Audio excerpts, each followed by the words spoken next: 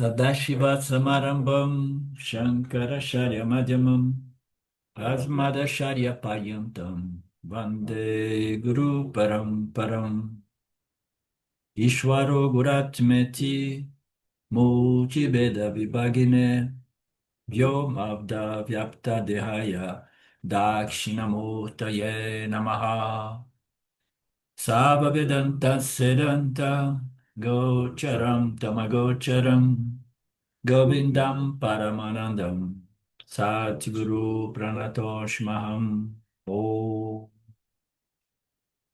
Om Shanti Shanti Shanti Om Namaste. We are beginning today, Lynn, the chapter 10.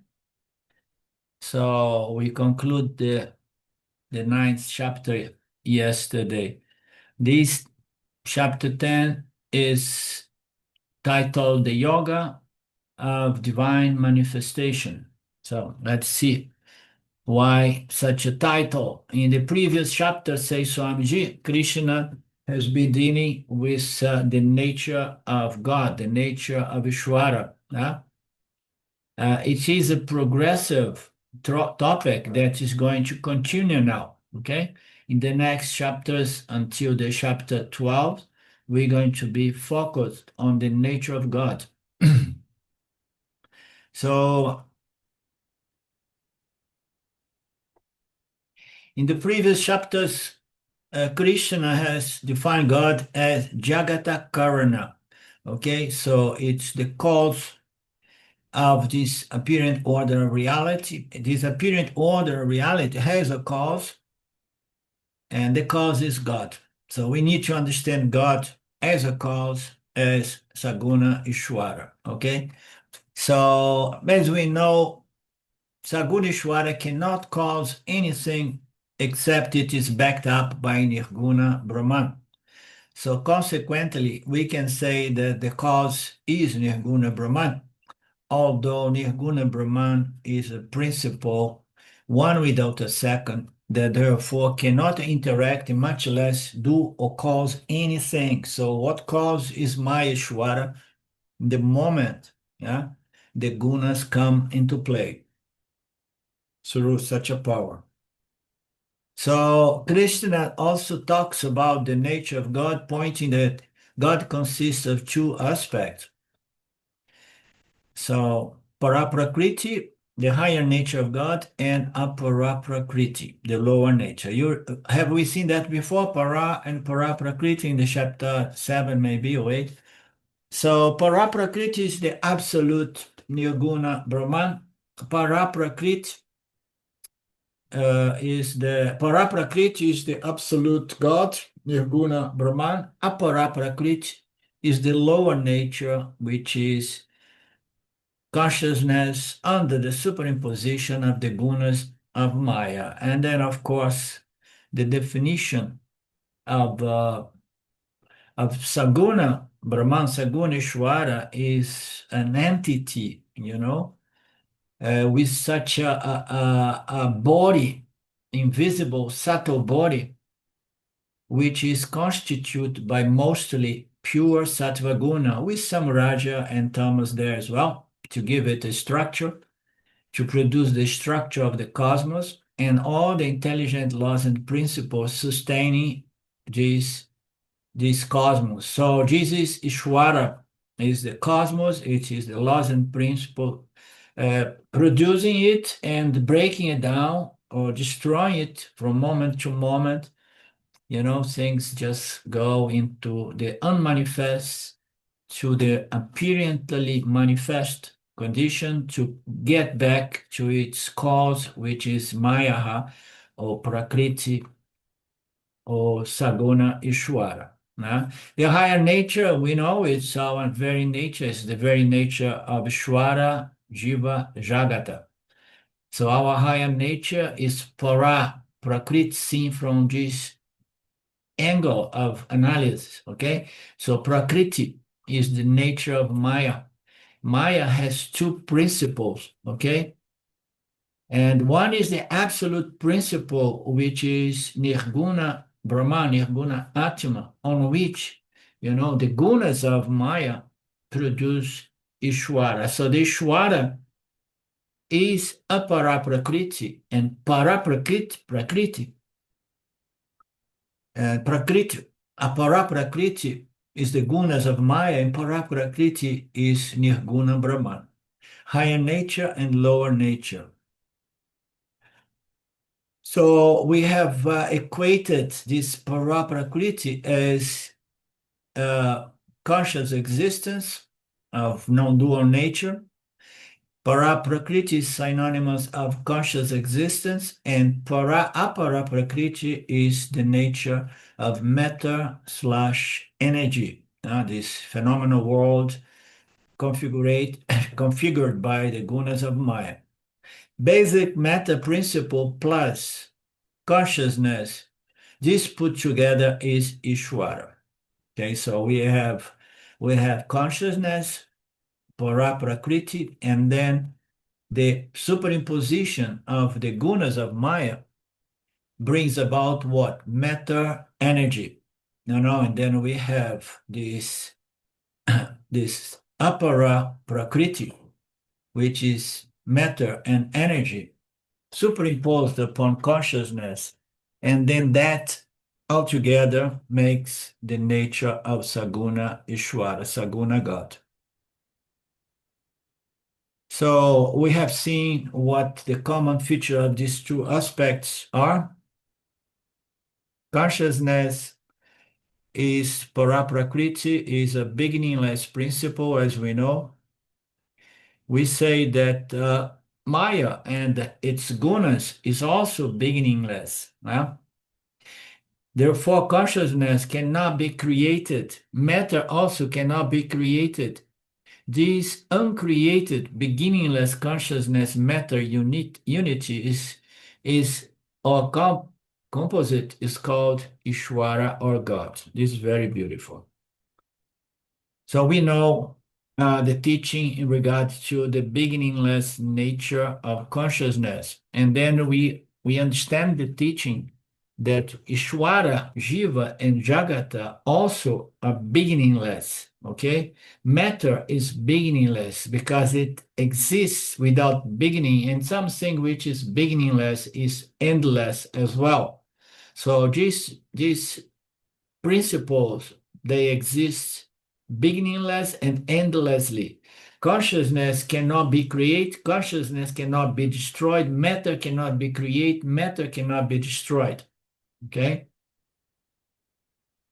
So that's what we call Ishvara. Ishvara is a composition of para prakriti, which is consciousness, existence of non-dual nature, and that configuration of the gunas of Maya, in which a huge predominance of sattva guna shines as the supreme power, the supreme intelligence that projects and sustains and destroys this apparent order in which we live.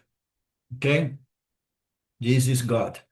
So we also saw the difference between para or consciousness and apara, the cosmos, physical material cosmos. Whereas consciousness is not subject to change. Consciousness, as we know, is not only beginningless and actionless, but it is changeless. Whereas matter, its principle is subject to change. We say that it's beginningless because it exists in Maya potentially, latently, but it manifests physically, tangibly, as namarupas constituting this entire universe. So matter is subject to appearance and to change, to evolution, to decay, and to destruction. And this process becomes the universe. As we know, matter is capable of evolving. This is also important, the theory of evolution, because this matter, not only it is a projection by the gunas, but it's in a flux of continuous change. And then what is the theory of evolution?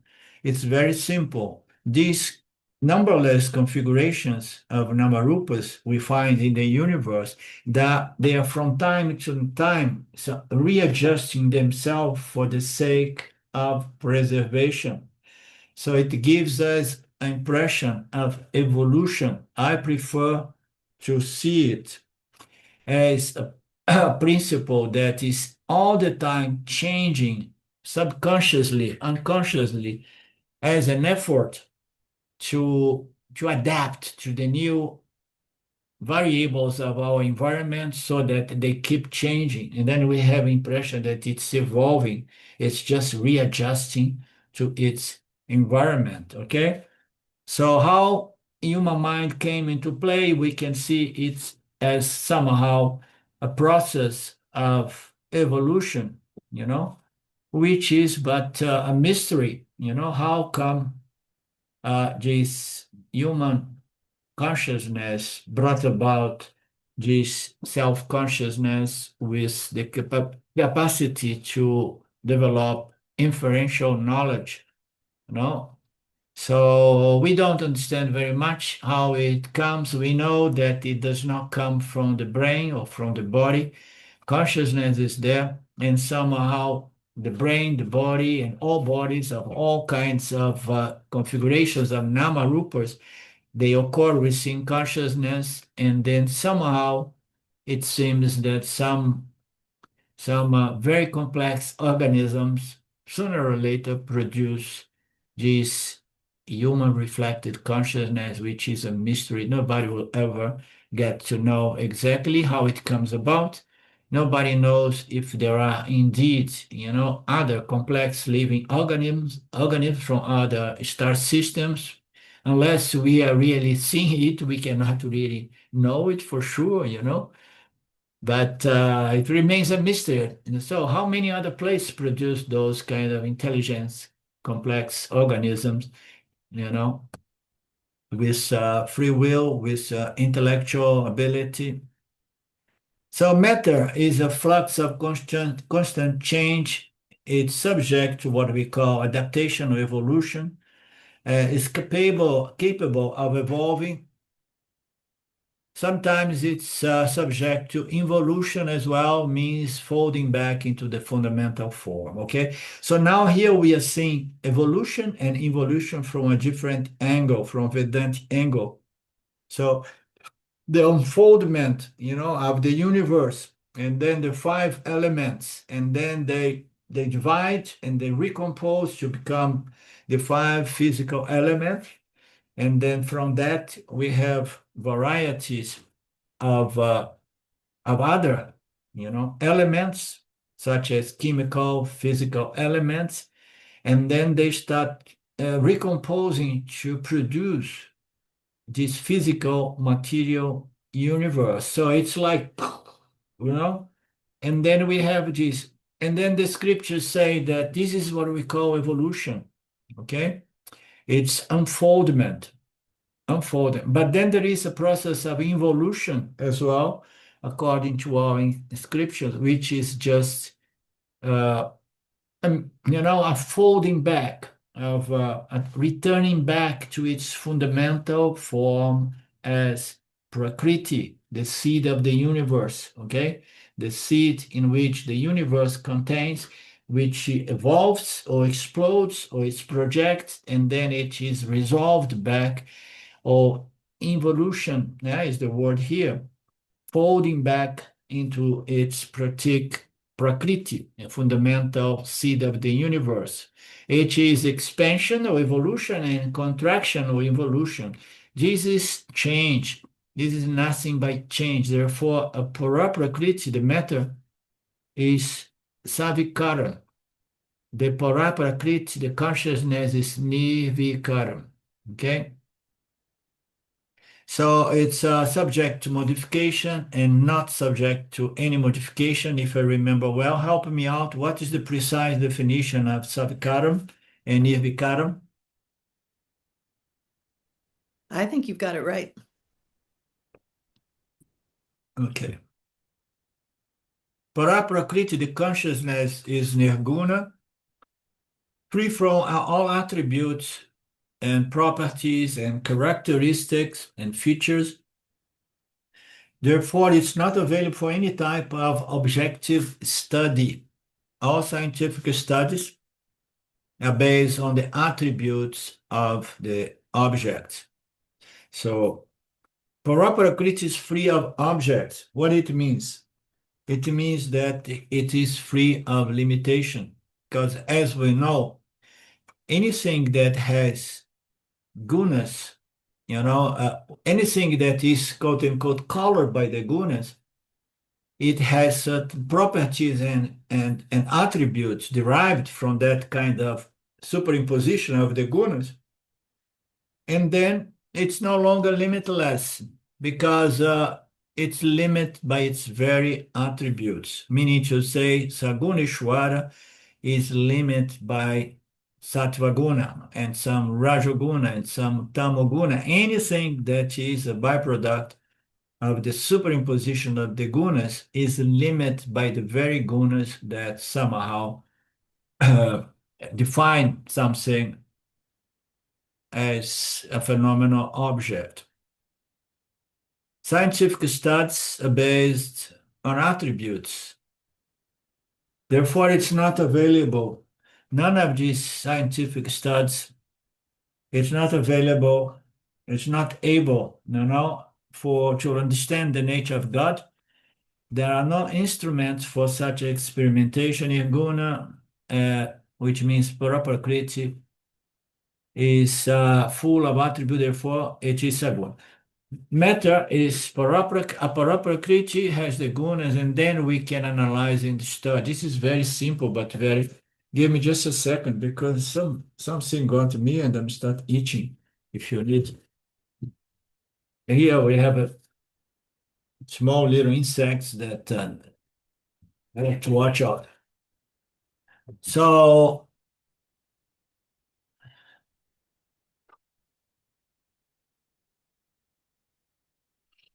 therefore, it's Saguna Sattva. Nirguna, whereas matter, the apara prakriti, is full of attribute, is Saguna Sattva, is of the nature, Saguna Sattva. So how would translate this expression, Saguna Sattva? Mark and Lynn.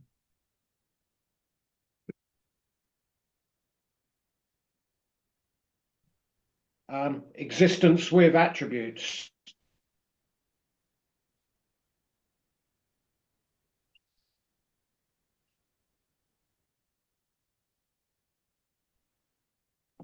Or with the gunas, perhaps. We are talking about Prakriti is full of attributes, which is Saguna. Okay, Saguna, understand. But why this composition, Saguna Sattva?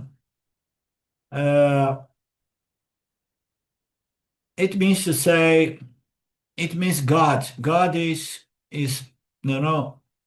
Sattva Guna, So there is a lot of Sattva. The Guna of Isvara, of Paraprakriti, as the God in its inferior nature is Saguna Sattva. Yeah, it means that it's colored mostly by Saguna, by Sattva Guna.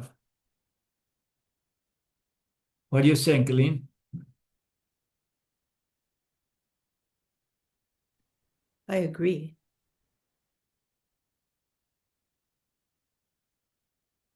Finally, we have made one more important point, which is not very relevant in this passage here.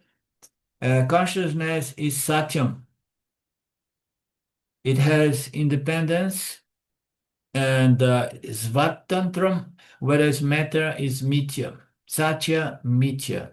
So consciousness is the only reality. And it's the only reality, meaning to say that we cannot exclude ourselves because we understood that our true nature is consciousness. So when we take ourselves to be consciousness, we have to understand what is real and what is not real. So it means I have to own my nature as the only reality. So this is the absolute reality. I am the absolute reality, and so and so. People do not understand this kind of language. So what do you mean? You are making discrimination that you are the only reality. So meaning to say consciousness is the only reality. The light of consciousness of the observer, of the investigator, of the inquirer, that light of consciousness is the only reality. It's free. It's free from the gunas. The intellect needs to shine with enough sattva guna to understand the teachings of the Upanishads that says that the true self is nirguna and it's the only reality. It does not change, it does not do anything, it does not have any attribute. It's free and independent of anything. It's more like a Chaitanya witnessing principle, consciousness principle, which is behind the intellect and the mind and all the sense. Chetanam achetanam, nirvikaram savikaram, nirgunam sagunam, satyamitya. Such consciousness meta mixture is called God. Okay? So we need to understand why God is called a mixture of spirit and matter, in other words. Okay? It means if we say God is only the spirit in the Christian kind of culture, it means to say I am the spirit, but we have the Son of God, which is Jesus, which is a matter, a mixture of matter and the spirit. They say is the Son of God. Okay, so once we have a configuration of the gunas, meaning to say an entity, an avatar, or a Christ, or anything, we have a mixture of both.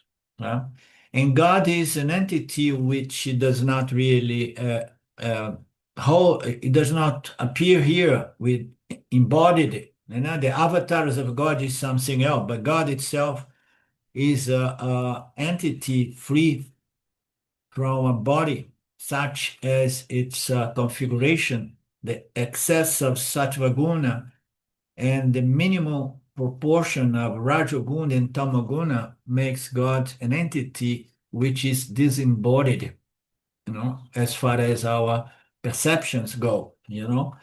So why it is a mixture of consciousness and matter? Because even sattva guna is matter, is very subtle matter. The moment that you have this spirit, and then there is a quote-unquote mixture or a superimposition of sattva guna on this principle, we have God, okay?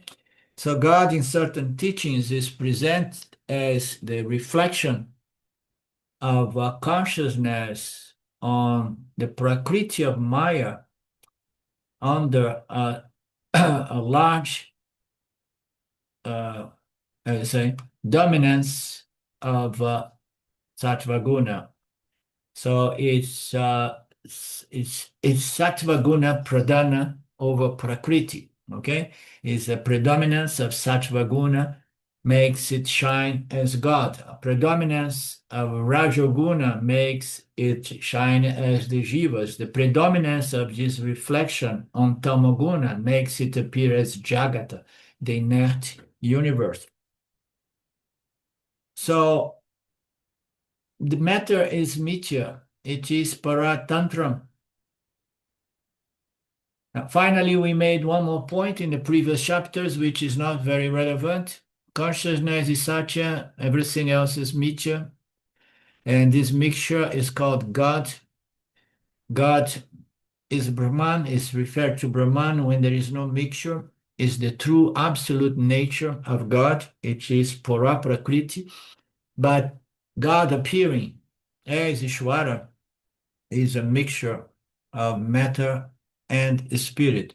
So, and this alone is symbolic present as the father principle and the mother principle. Do not ask me which is father and which is mother. I do not want to create problems here. So especially in a stage in our societies or civilization which male and female are kind of out of fashion nowadays. Fashion, yeah, they're trying to suppress that kind of concept. They are two inseparate principles, para and apara, like male and female. So really made for each other couple. So never taking to divorce. Very nice. Good joke.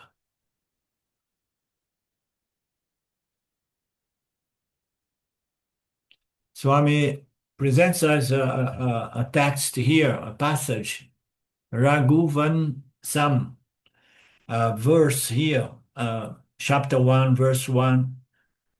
Kalidasa says, just as a word and its meaning can never be separated, like that, para and apara prakrit can never be separated. They are like father and mother principle. Now, father and mother principle. We have Brahman consciousness, and then we have Sattvaguna, the Prakriti of Maya, and then we have the cosmos, we have the universe. They are always together, they are never apart. When we look at this phenomenal world, we always find this couple, this eternal couple that never divorce from one another, as far as the manifestation of the cosmos. And this God is Jagata Karanam. So this God is Jagata, the cause of the universe, which means God is responsible for the emergence of this universe. So you guys want to say anything, feel free, huh?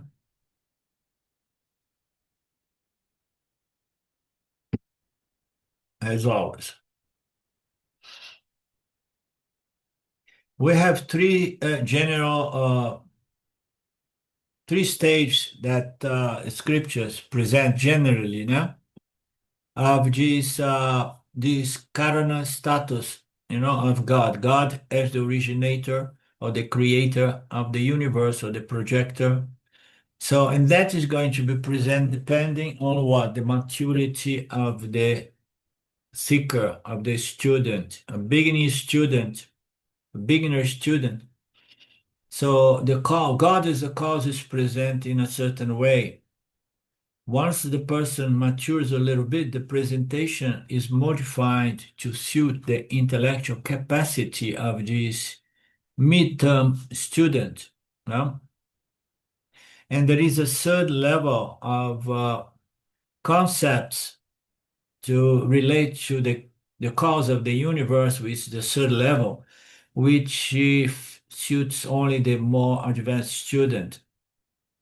There are three kinds of narratives or logics. I'm just reminding you, the first level, the student say God creates this world, God is the creator, the word and the comparison is given just as a carpenter creates the furniture.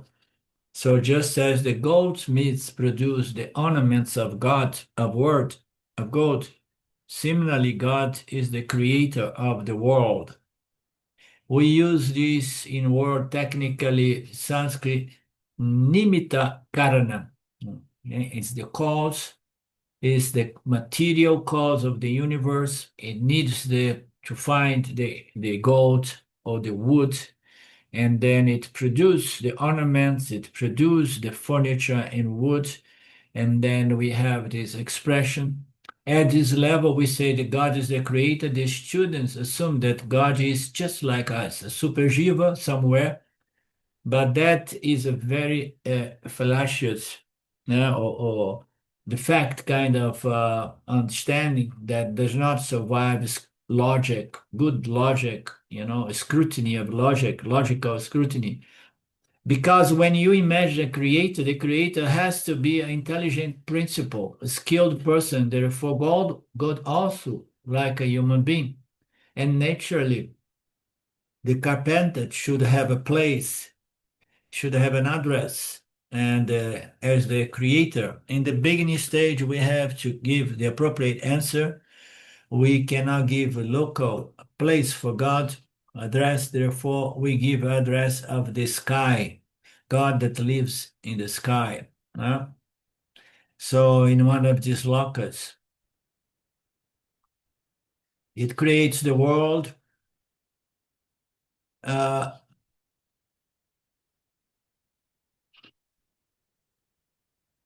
There are some passage here that's more like Puranic. I want to stay to the basics because I'm not familiar with any one of these. It says that it sits somewhere beautifully. There are a lot of stories around to illustrate this concept of God as the creator. This is the creator, sometimes referred to as Vishnu, Shiva, and so on. Out of this Isvara levels come Brahma. Brahma Vishnu does not directly, he only creates Brahmaji, therefore hands over the creation job to Brahmaji. As if there is a God that creates a creator so that Brahmaji, the creator, can carry on its project. Therefore others should create. So this is the idea of God as the creator for a beginner. God is a person, and he has some skills, and he needs raw material as well. And once the person has remained at this stage of understanding for some time, the mind start raising questions, start find illogical, find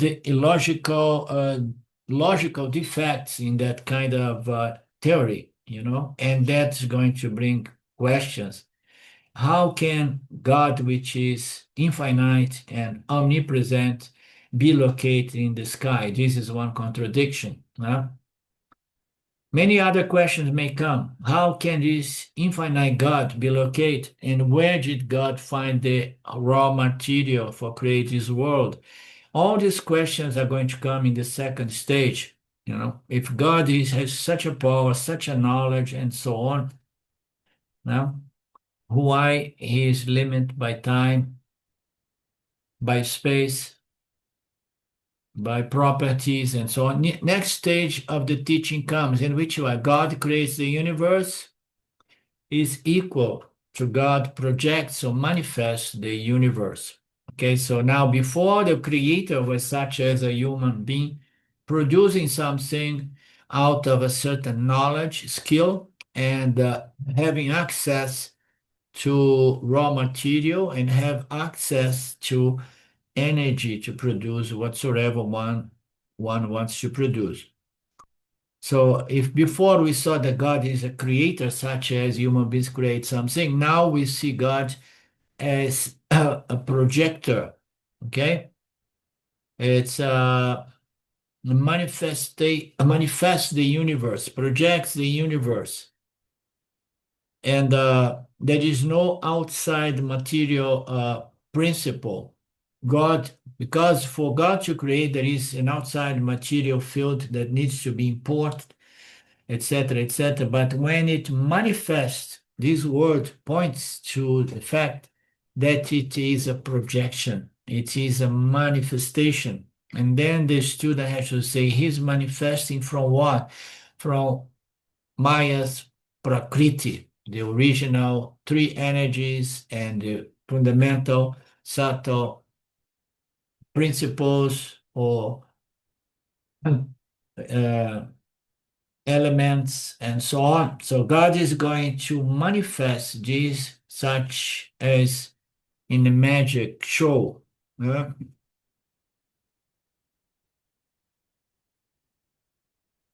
So if God creates something, where he'll find the raw material, he finds space, but there is not really tangible elements in space, So you have to see that the space has to somehow unfold into other elements, and later on into several other elements, such as physical and chemical elements.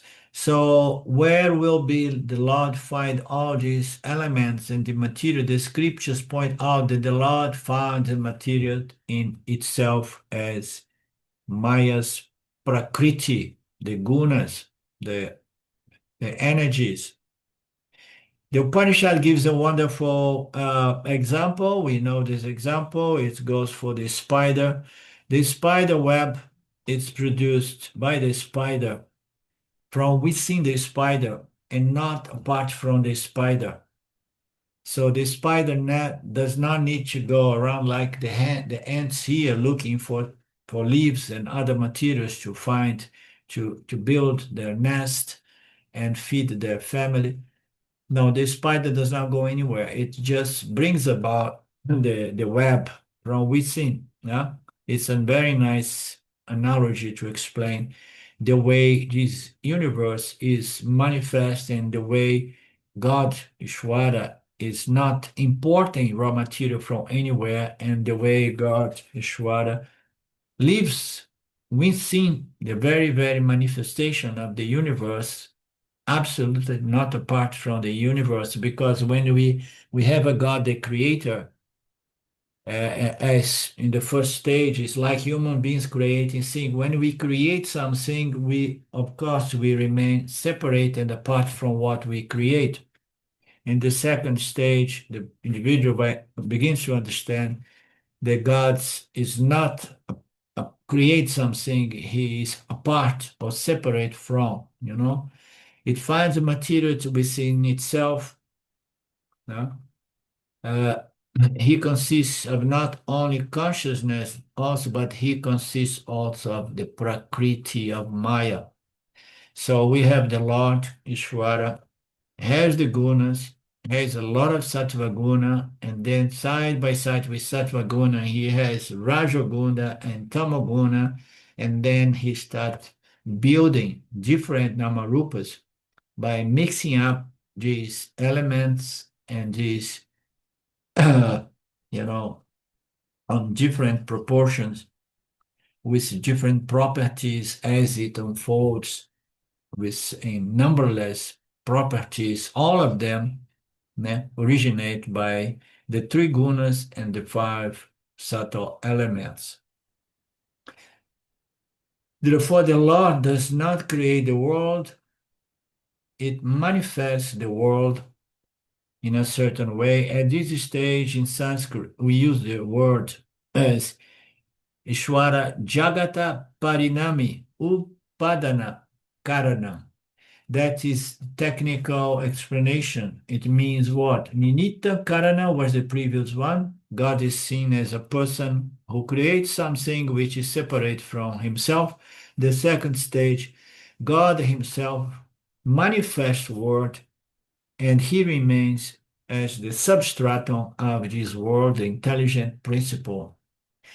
God himself manifests the universe as itself. That once I know that God himself manifests as the universe, manifestation is God appearing as the physical material cosmos, appearing as the laws and principle, the supreme intelligence holding it together. And it is also appearing during to the raw material, which is inherent to God, the Prakriti of Maya, and this universe which is manifest due to the supreme knowledge, intelligence derived from Sattva Guna, the knowledge, omniscience, omnipresence, omnipotence, the all-knowing God. So once I know God himself manifests the universe as itself, the question, where is God? Because God should be separate from the manifestation, is resolved. So now I don't have that problem. I feel like now I understood it. I will never have any more doubt about the way this universe was created. God is available as the creation. In all forms of creation, we are moving into the Vishvarupa Ishvara Darshana, the vision of Ishvara, as the totality of all Namarupas, the manifestation of all Namarupas in the cosmos.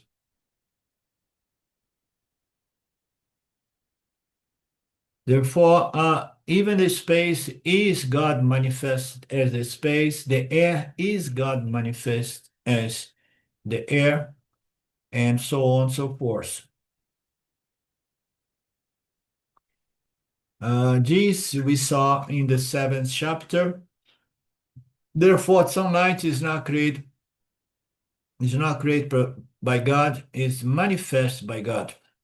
Therefore, it's a good idea to manifest the sunrise and to manifest the sunset. The same principle. It is manifest into apparent existence, and then it resolves back, behind the horizon as potentially there. We know it's there. It's a question of certain hours so that it shows up at the other end. So to be reverent to the sun rising and sunset is a good sadhana, worship to the Lord. So what a beautiful Rudra mantra, this one, the 7th verse on the same text, on the 1st chapter. Lord Krishna is daily rising in the form of colorful sun. This is just about what I'm saying here. In the beginning, it has some dark red color, and then it's going to change and become golden yellow and become brighter and brighter. And then depend on the months of the year, it can be closer to us and even more dangerous for our eyes to face it, to look up to it. Do not look. It may hurt your eyes. It keeps changing colors and intensity, and over the months it changes due to the proximity of our planet. So we don't need to go to the temple anymore because we understood Vishvarupa Isvara, always present all around us. We don't have time to go to the temple, just look around and hold these teachings in your mind. And then you're going to be seeing this manifestation of Ishvara as the totality of every and all configurations of or Namarupas of the cosmos. So you can have darshana with a cow, with the ladies carrying water. You see, in India, we have the ladies, they do such a intense, hard work. They have so many physical problems. They are almost like slaves, that lower class women. So the ladies can carry water, can carry bricks for construction. Some of them are able to take 3 pots. Some of them are taking 100 bricks. It's absurd, but he's present this to remind us that all of that is the manifestation of Ishvara, and say that they are so skilled in being a slave that they can hold all those bricks or all those 3 pots and they don't fall. If you go to the village, small village in India, you will see this. So all of that is Ishvara. See them as a temple, as a manifestation of Bhagwan. Have darshana with that, how you say, that vision. And what way they have darshana in the form of Surya, and not only for the illiterate people, for the most evolved people. You better understand that God is all around. We see God even through the opposite pairs, the pairs of the opposites, the beautiful, the ugly, and something else. How does the proverb say?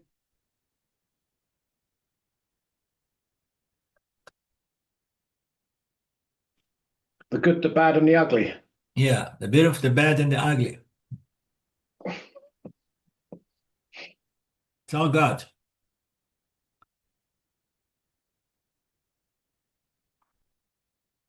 So the second level, God has become the universe. And once we have that vision, so we don't need a temple anymore. God is available at all times. And you say, okay, so he has no limitation, spatial limitation, because it's not a question that he's located in a certain celestial loca. Now that spacious limitation is not present, uh, and since he does not have a physical body, because he's the entire cosmos, no, and then there is no physical limitation, there is no spatial limitation. The Lord is the manifestation of the universe. I need not stand in a queue to have darshana and so on.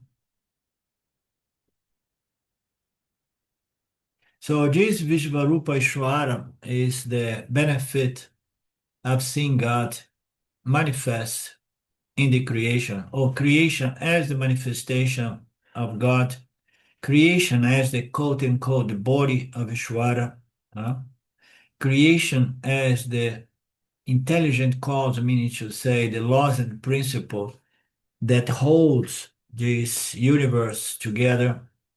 All these visions, they are much more complex and sophisticated that are going to be appreciated only by more mature people.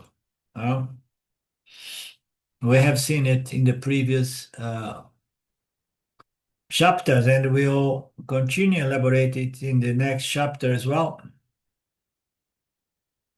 The Visvarupa vision is going to be explored further.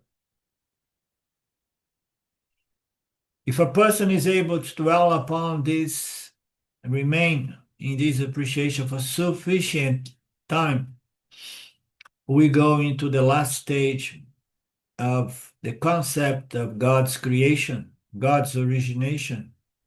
The final stage is that cannot be easily accepted by intermediary students and much less from beginners, which is the God does not create the universe. God does not project. God does not manifest the universe. God does not become the universe either. So that creates a lot of trouble. God apparently appears, apparently manifests, apparently becomes the universe. Okay? So this word appearance or seemingly appears or seemingly projects, manifests, or creates is fundamental, is a key in Vedanta to explain this manifestation as a mithya manifestation. It does exist, but it's not really real. The same way the ornaments of gold, they appear to be different from gold, but on a deeper inquiry, we understand that gold is the only reality of all ornaments of gold. Therefore, the universe is a false manifestation, apparent manifestation. It's God apparently manifest as Ishvara, Jiva, Jagata. In reality, there is only Nirguna Brahman consciousness. In which stage alone we say the universe is unreal. We say that Brahma Satya Jagat Mithya. So, of course, the inquirer, the seeker of reality needs to be very, very matured to begin contemplate these new teachings or theories about the creation, because Vedanta does not say that there is no creation. Vedanta prefer to use the word there is a manifestation. It's physical material in relation to our sense organs. Yes, every kind of creature has a different set of of sense to capture this universe differently, but they capture this physical material universe. every creature living around here, they capture the physical material universe, which is a hint that it's really here. You understand? But it's not really real. It is an apparent manifestation which needs an apparent body-mind sense apparatus to capture this material physical manifestation. So to have someone understanding and appreciating this new theory of creation, creation exists, but it's not real. No? It requires tremendous intellectual and emotional maturity, as Swamiji says. So, therefore, that is kept as the final stage, the Vedantic stage, the Upanishadic stage, the Mandukya Upanishads stage, in which it says there is no question of a creation, there is no theory of creation, not even as karma, the most sophisticated theory of creation. The creation is manifest or produced by karma. Even that is seen to be false once we follow the analysis of Mr. Karikas. Né? You remember the name of Mr. Karikas? Gaudipada. Say it again. Gaudipada. Gaudipada. Gaudipada. Gaudipada. Yeah. Gaudipada.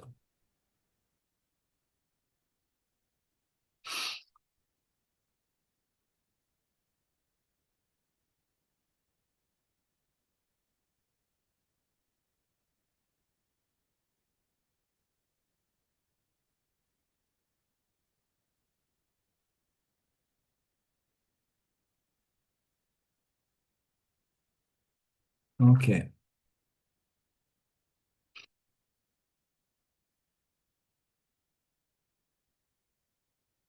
Okay. So to appreciate this vision, the universe as unreal requires tremendous intellectual and emotional maturity, which we will see especially from the 13th chapter onwards. Because at the last stage of the Gita, the last 6 chapters, we go into pure Jnana Yoga. Okay? So we're going to go into more and more elements of the Upanishads. But in this intermediary stage of chapters, now the 10th, 11th, 12th, this is the main topic, the nature of God and the nature of this apparent manifestation seen from different levels of understanding. The whole universe is nothing but the Lord. And once I'm able to appreciate that the Lord is everywhere, I'll be able to slowly but surely understand God as the only reality which apparently emerge as the universe. So let me see. In the first stage, God is elsewhere. He's sitting in a place. There is a lot of limitation, especially space limitation. We see that God is sacred and the world is secular, or even worse, we have a sacred secular dichotomy. This is the beginning stage. But once we have come to the middle stage, we see that God is not apart from this manifestation, from this world. Everything is God. God alone is there appearing as the universe, just as God alone is there appearing as all forms of ornaments, just like God, wood alone is there appearing as all kinds of wooden furnitures. I cannot say God and world. When you use and, two things should be separate. There are no ornaments other than gold. That is the second stage. you cannot say wood nor furniture, because there are furnitures others than the wood. Therefore, to see Bhagwan, I do not need to go to the temple. I see everything. So I see every ornament of gold as gold. Okay?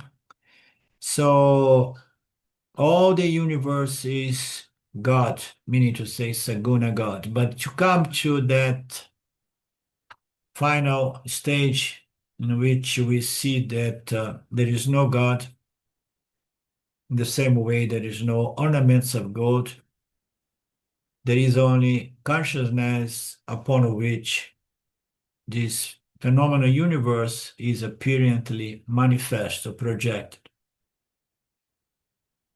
Everything is but Ishvara, everything is but Brahman at the end. Once you have got to the second vision, the glory of this creation is the glory of the God, so you are good to go. We have this source of knowledge. He's talk about the original UPS. So you remember what this UPS refers to? I think the PS stands for his power supply, but I'm not sure what the U is for. But Yeah. Yeah. Yeah, the sun is a permanent power supply, relatively. It's therefore we see it the Lord, limitless power supply, uninterrupted. The real UPS is the Lord, represented here by the sun. How long? Many billions of years it's going to be there. It's almost like eternal.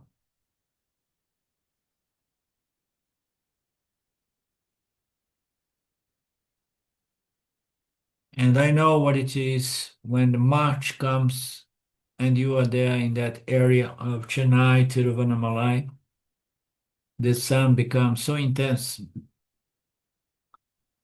that most of the spiritual seekers, tourists, especially the people who lives around there, they just go to Rishikesh to get some fresh environment for a few months at least.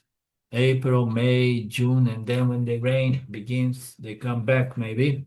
Some people do 6 months in the south, 6 months in the north.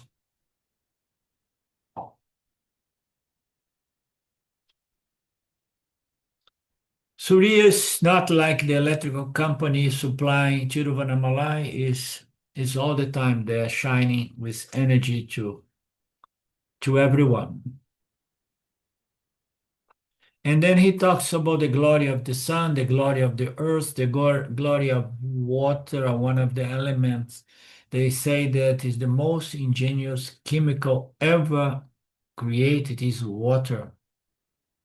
Therefore, Krishna wants to say that since God is everything, any and all glory found in the manifestation belongs to God. And then we say, but how about my glory as a Jivatma? A doubt may arise. First question is, do I have any glory? So let us assume that we have some little glory. Krishna wants to say that even that little glory belongs to him, to God alone, Ishvara, Bhagwan, because you are also a mixture of spirit and matter energy, Pura and the Pura Prakriti. The matter aspect and the spirit aspect, you are integral part of Ishvara, which is the matter aspect and the spirit aspect, the consciousness aspect and the spirit aspect. This is all Ishvara. We are integral aspects. We exist within Ishvara as an integral part of Ishvara. But when we talk in terms of Brahman, then the understanding is totally different. But the glory belongs to Ishvara. You understand? The glory, this magnificence, power, magnificent power that produced this magnificent universe is the glory of God, is the glory of Saguna God. So everything belongs to the Lord.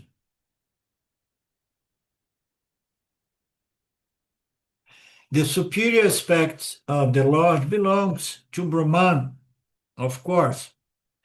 The superior aspect of the Jiva belongs to Brahman as well. Therefore, when we say, I understood Aham Brahmasmi, just understand that Paraprakriti or Nirguna Atma, is the nature of Brahman.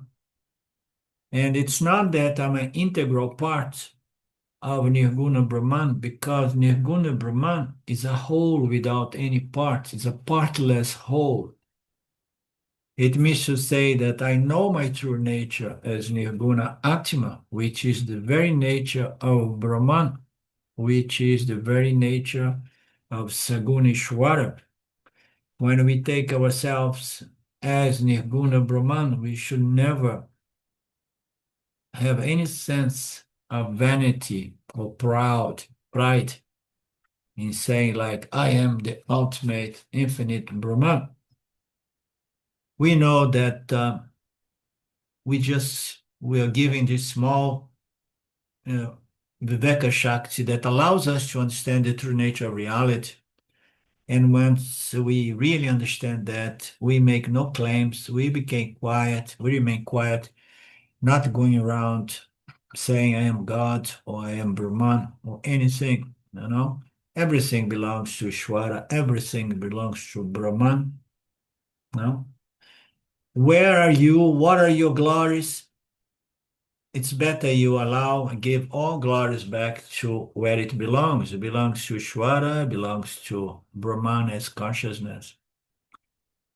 This thing of all the vibhutis as God's vibhutis is vibhuti darshanam.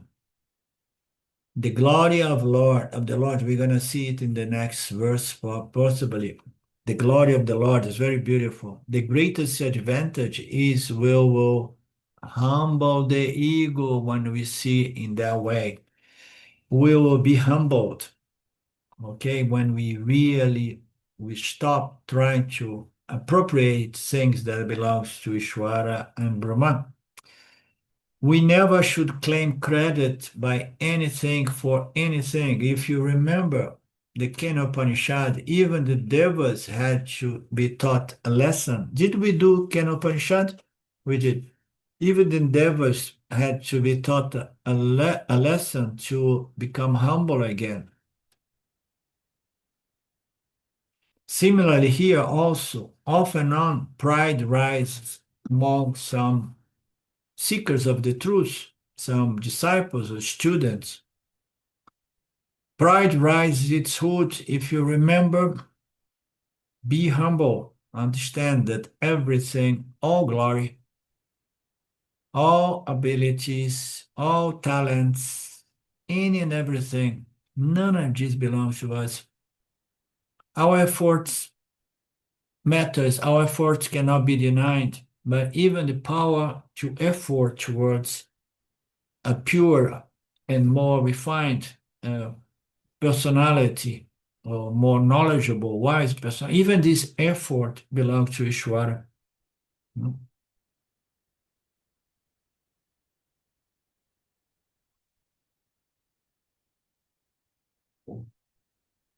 We'll see the glory of the Lord, and therefore there is no comparison between two people. Everything belongs to the Lord. Suppose I have some glory, I have some talents, I have some skills. I am considered to be a genius by some people in some areas of knowledge. If you have some glory, just don't compare, don't own it. To own Aham Brahmasmi is something that should humble the person, not make the person to feel special or higher than others. I know I have no glory. No glory means what? My glory belongs to the Lord. Everything is God's blessing. Also know that your glory belongs to God, your talents, everything. There is only one source of all of this. There is no question then of feeling high or low, better or worse. No room for comparisons and jealous and competition. And so says, let me close here this last paragraph too. We can go into the verse next class. So far, a real bhakta, Vishvarupa bhakta, the arrogance should be over, never present. Comparison, competition, jealous should never come, never surface. Everything is Ishwara's vibhuti, glory, everywhere. This knowledge is the transformation that Lord Krishna promised and wants it to come to our minds. What transformation? Seeing the glory of the Lord everywhere. And this is the topic that we are entering now, the glory of the Lord. This chapter is called the glory of the Lord, Vibhuti Yoga. With this background, we will begin this chapter next class.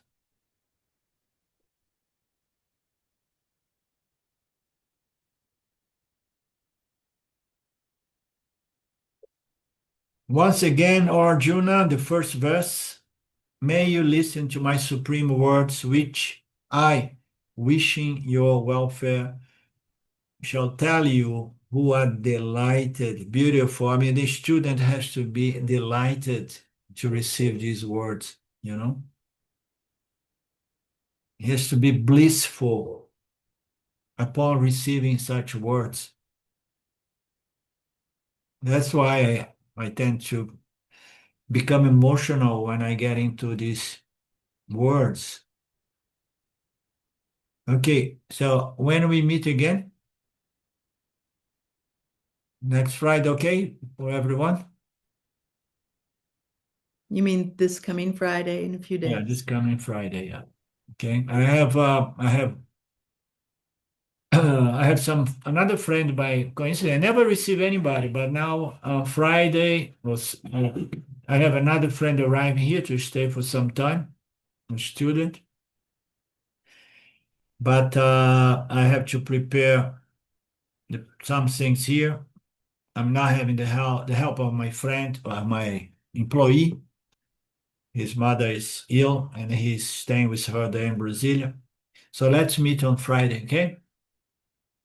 Om Purnamada Purnamidam Purnamudachyate Purnasya Purnamadaya Purnameva Vashishate Om Shanti Shanti Shanti Om Namaste. Thank you. Until Friday, Shvara Willing. Great. Thank you, Arlindo. Thank you. Bye-bye. See you on Friday. Bye now.